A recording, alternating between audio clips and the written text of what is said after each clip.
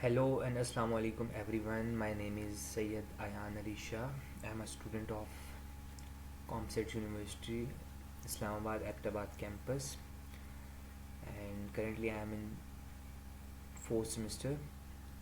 Today I am going to explain the code of aesthetic algorithm on a problem which is given by our AI map.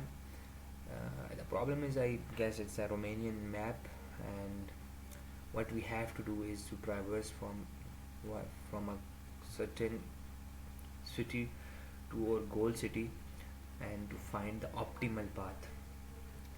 So before diving into the code, the first I want to explain what is aesthetic, so you people get to know about it a little bit of. So the aesthetic is, you know, what aesthetic does. The aesthetic is a pathfinding algorithm in AI. So it designed in a way that it start from a starting point and to a certain goal.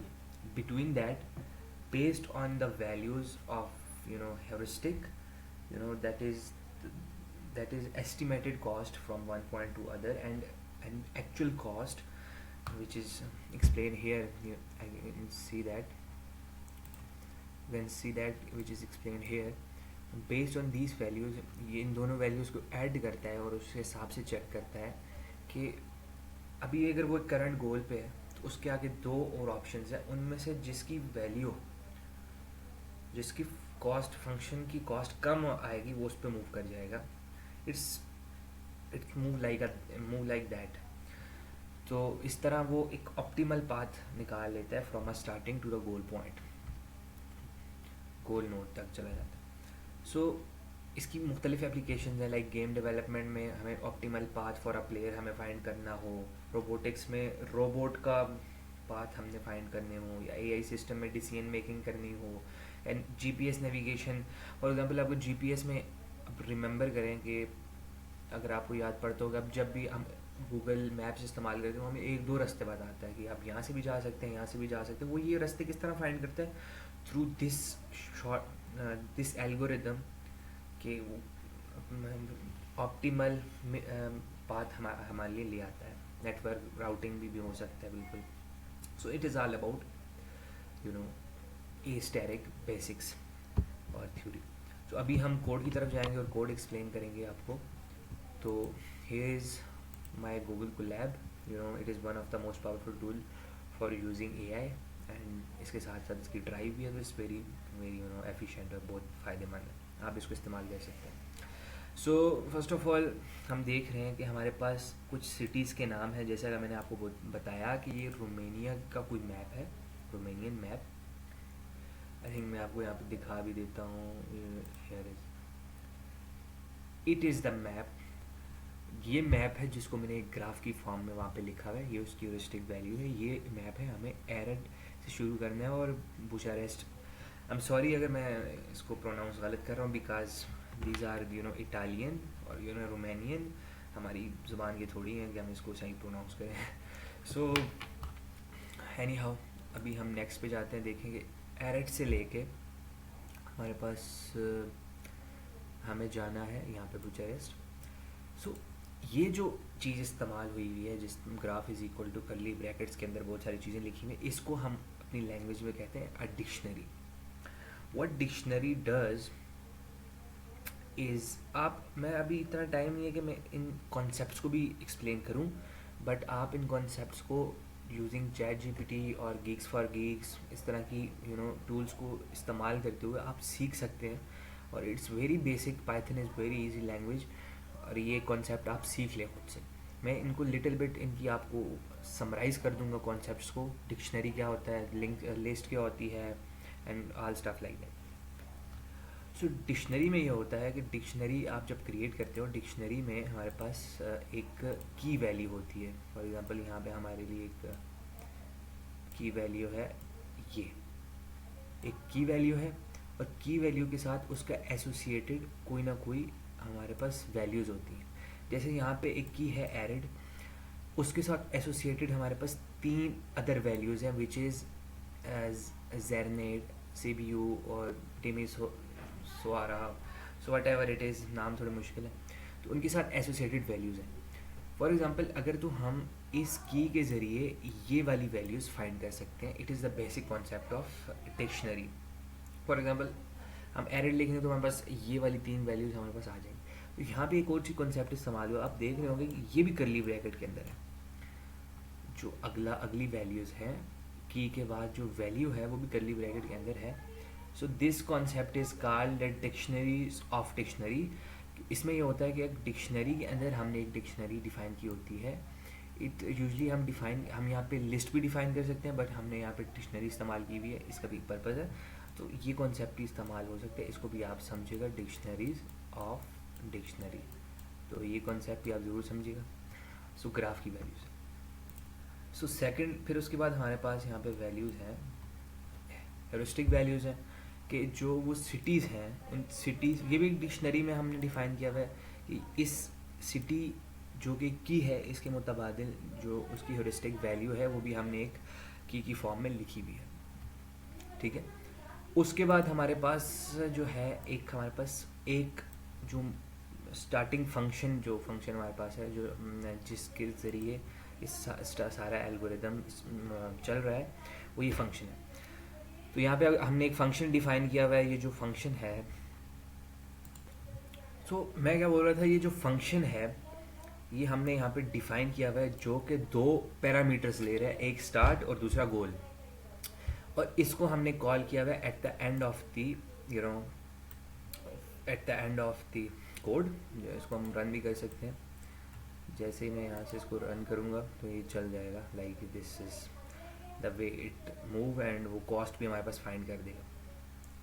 सो हो क्या रहा है इस function के अंदर, इस function के अंदर हमने 3 वैल्यूज़ ली हुई हैं। नंबर 1, स्टार्टिंग में जो 3 वैल्यूज़ इनिशलाइज की हुई हैं, number 1 is an open list which track the cities we want to visit. Open list के अंदर हम वो वाली सिटीज़ डालेंगे जिसको करंटली हम विज़िट कर रहे हैं। जैसा कि यहाँ पे हमारे पास जो स्टार्ट सिटी, स्टार्टिंग में हम लोग कौन सी सिटी से, जिस सिटी से स्टार्ट करेंगे वही फिर विजिट हम कर रहे हैं, तो ओपन लिस्ट के अंदर वो वाली सिटीज़ आएंगी। सेकंड वन इज़ दो क्लोज लिस्ट। क्लोज लिस्ट के अंदर हम वो वाली सिटीज़ डालेंगे जो हम कर चुके हैं, विज़िट कर चुके हैं, लाइक 1 बाय 1 जो हम सिटीज़ विज़िट करते जाएंगे वो क्लोज लिस्ट के अंदर आ जाएंगी। इसका एक पर्पज़ है, मैं आपको लास्ट में बताऊंगा कि क्लोज लिस्ट को हमने क्यों डिफ़ाइन किया हुआ है, इसके ज़रिए हम आखिर में पाथ को प्रिंट करवा देंगे। Third one is the to store the total distance so far, जो हमने जी कॉस्ट के लिए हमारे पास जो टोटल डिस्टेंस जो हमने, ये भी एक डिक्शनरी है हमने डिफ़ाइन की हुई है, जो टोटल डिस्टेंस अभी तक हमने कवर किया हुआ है वो हम लोग इसमें रखेंगे।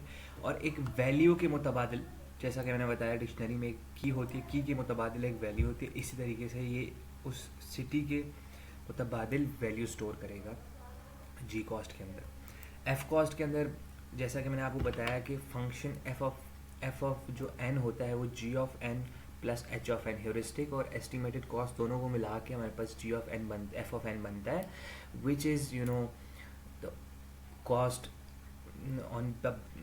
on which we will do comparison for between cities। तो ये वो चीज़ है, तो इस वजह से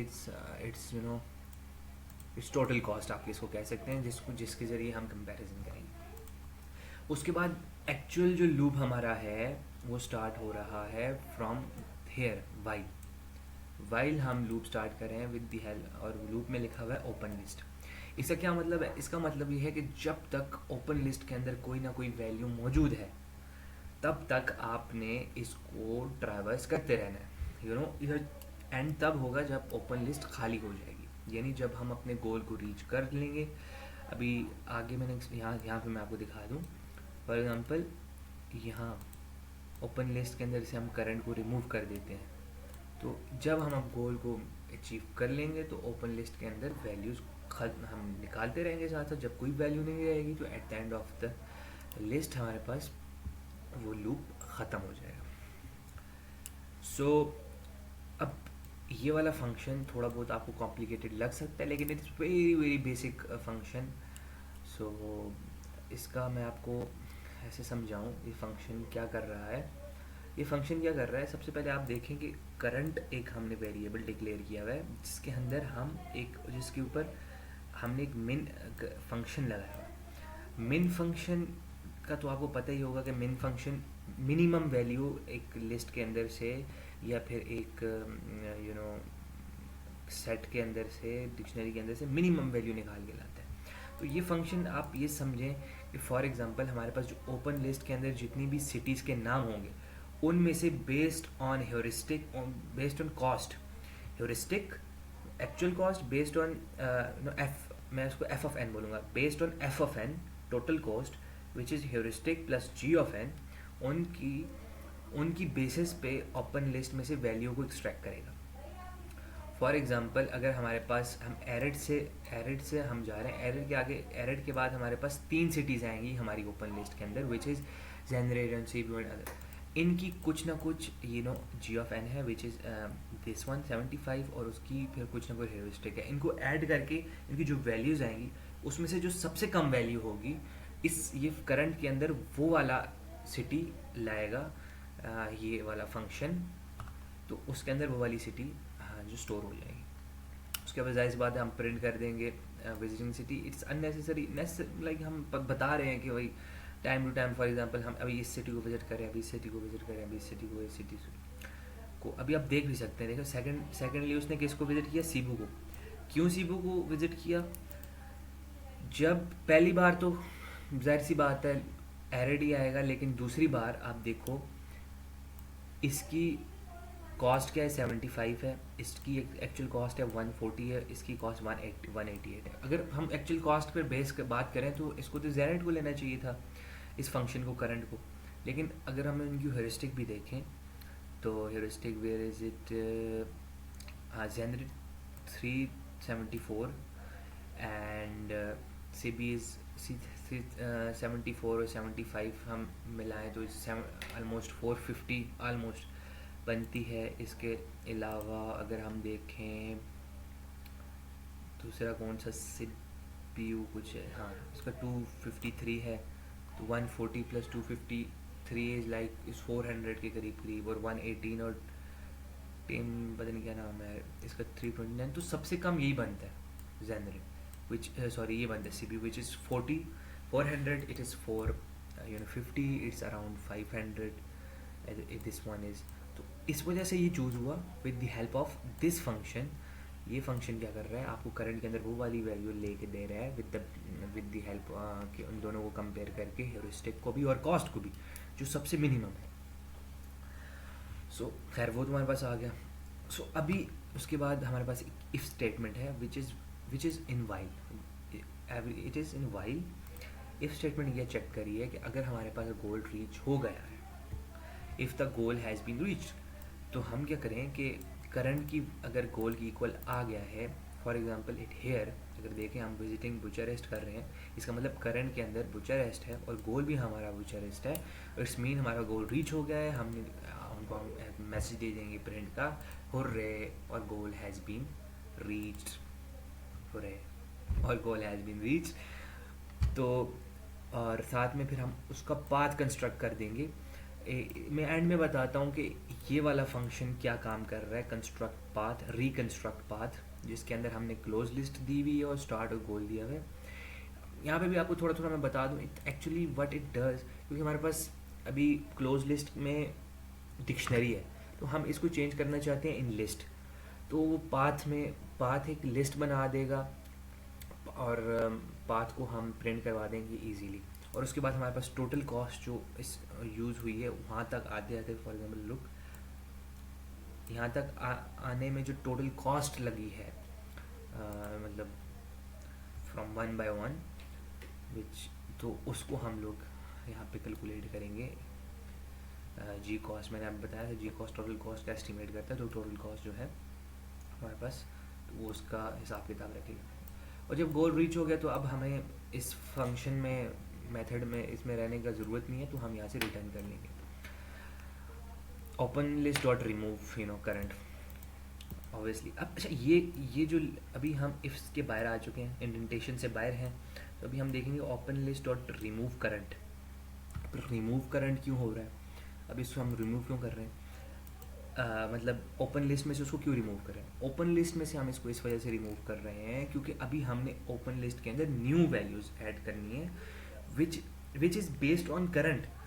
मैं आपको अभी बताऊंगा कि हम करंट की डिक्शनरी में आपको पता है हम वैल्यू देते हैं, हम अभी एरड करंट की वैल्यू देंगे, उसके मुताबिल हमारे पास 1, 2 एंड 3 सिटीज़ आएंगी ओपन लिस्ट में। लेकिन अभी के लिए हम इसको रिमूव करेंगे क्योंकि हमने इसको चेक कर लिया है और हमने इसको अपनी क्लोज लिस्ट के अंदर भी ऐड कर दिया है, विच इज़ मतलब ये हमारे पास चेक लिस्ट होगी कि हमने इसको ट्रैवर्स कर दिया है। अब इसके बाद हम नेक्स्ट सिटीज़ पे जा रहे हैं। अब ये जो लूप है ये जो फॉर लूप है ये यही काम करेगा, ये अब हमारी तमाम चीज़ों को अपडेट करेगा।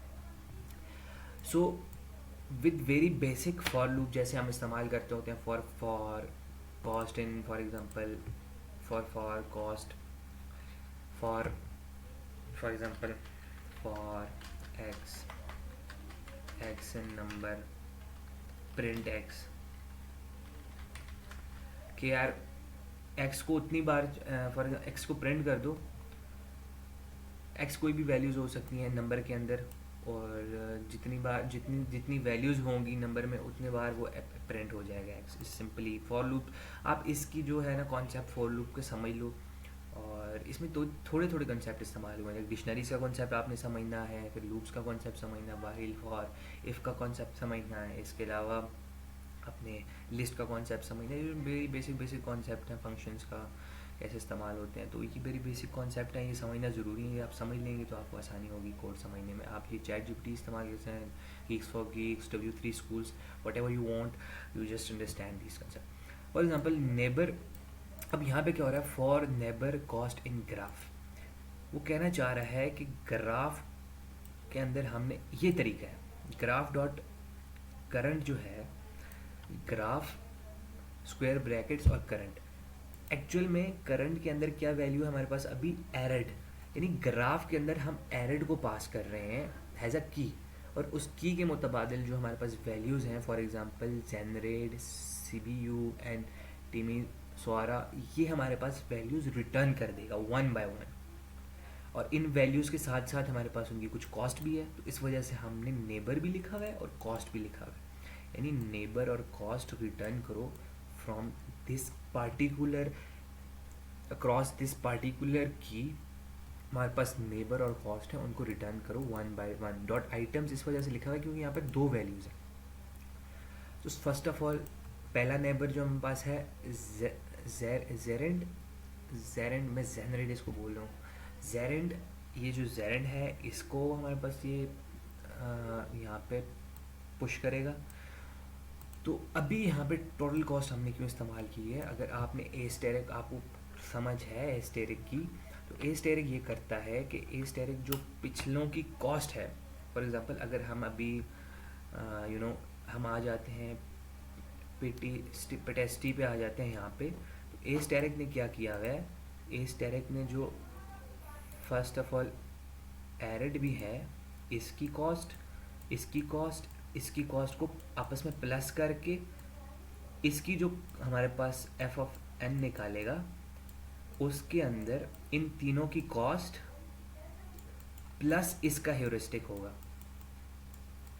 तो इन तीनों की कॉस्ट जो है इसके अंदर ऐड होगी। It is the concept of asterisk, ये ऐसे ही करता है, इसकी कॉस्ट और इसकी कॉस्ट, नॉट हेउरिस्टिक, और इसकी कॉस्ट प्लस हेउरिस्टिक निकालेगा, तब एफ ऑफ एन इस पार्टिकुलर नोड का निकलेगा।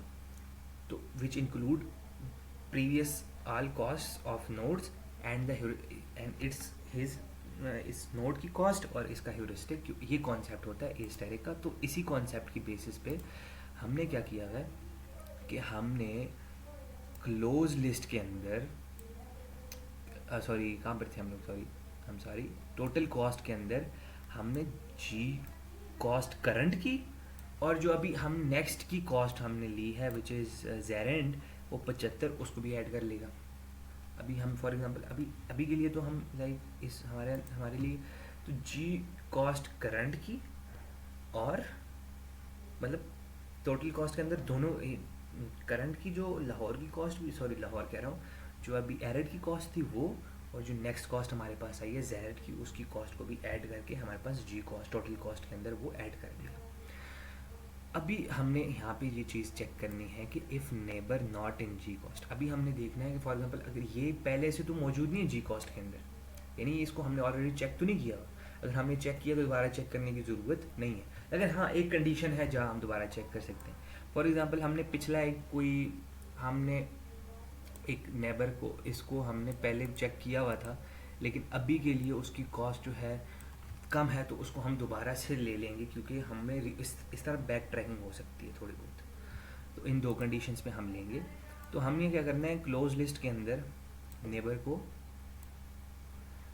इस नेबर की क्लोज लिस्ट के अंदर विद इस नेबर की वैल्यू पर, यानी क्लोज लिस्ट के अंदर मैं आपको ऐसे बताऊँ, क्लोज लिस्ट के अंदर जो हमारे पास नेबर है, जैसे हमारे पास अभी एरड के अंदर एरड की पर हम लोग जेनरेट सेव कर देंगे, यानी जेनरेट, अब जब एरड को हम लोग लिखेंगे ना एज अ की, तो जेनरेट आ जाएगा। It is the concept of dictionary यहाँ पे क्लोज लिस्ट के अंदर। फिर इसके साथ जी कॉस्ट ऑफ नेबर की जो जी कॉस्ट है, ये भी डिक्शनरी है। की में हम लोग क्या लिखेंगे, जेनरेट, और जेनरेट का कॉस्ट क्या आएगी, विच इज़ टोटल कॉस्ट जो अभी हमने कैलकुलेट करी की है यहाँ पे। तो it is concept of dictionary, it's a very basic thing. और एफ कॉस्ट के अंदर भी वही बात है कि नेबर का जो एफ कॉस्ट है वो टोटल कॉस्ट, और जो इसकी ह्यूरिस्टिक है वो निकाल दे, ये हमारे पास it is a very basic thing. If neighbour not in open list, अगर तो नेबर ओपन लिस्ट के अंदर नहीं है तो उसको अपेंड कर दो ओपन लिस्ट में। फॉर एग्जांपल ओपन लिस्ट में हो भी सकते हैं ना, फॉर एग्जांपल अगर तो ये वाला कॉन्सेप्ट हमने देखा कि ये वाला कॉन्सेप्ट जहाँ पर वो कॉस्ट कम आ रही है तो हम दोबारा से उसको ले लेंगे, उस वजह से हम नेबर वो ओपन लिस्ट के अंदर हो भी सकते, तब उसको अपेंड नहीं करेंगे। जब ओपन लिस्ट के अंदर नेबर नहीं होगा तो उसको अपेंड कर देंगे।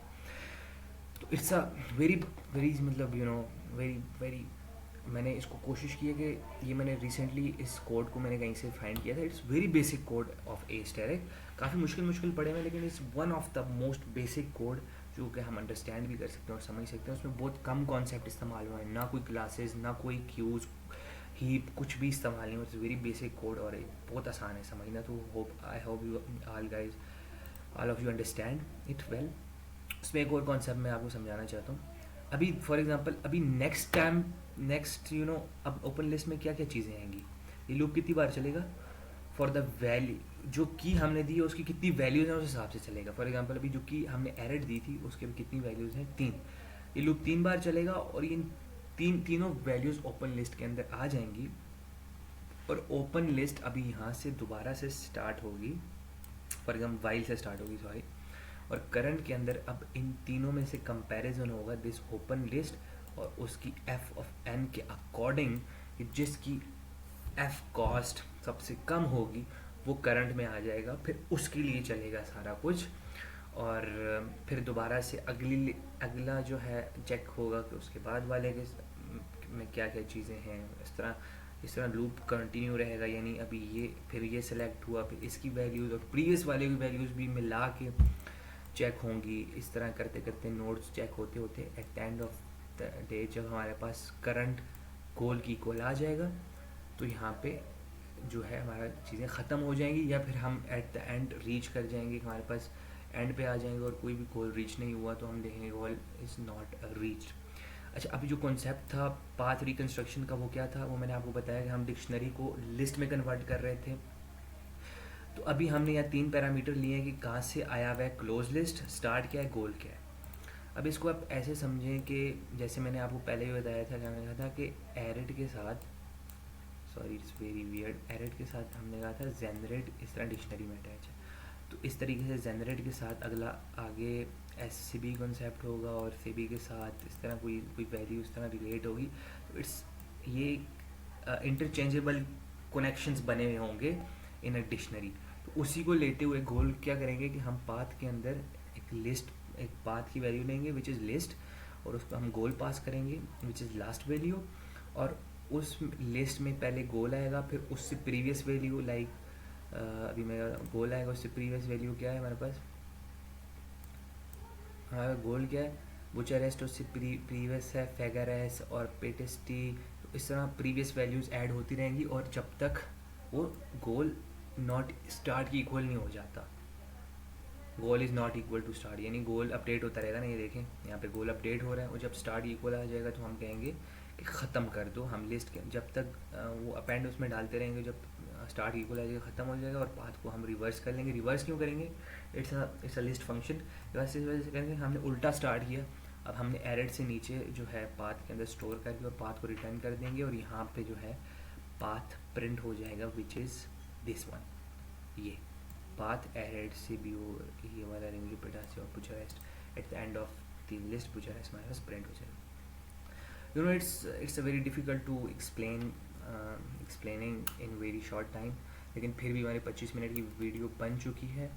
आई hope you people are understand it well and you know it's a little effort from me और I hope you all understand it and please like, subscribe and share and you know inshallah I'll try to explain more videos, more concepts on this channel in future inshallah.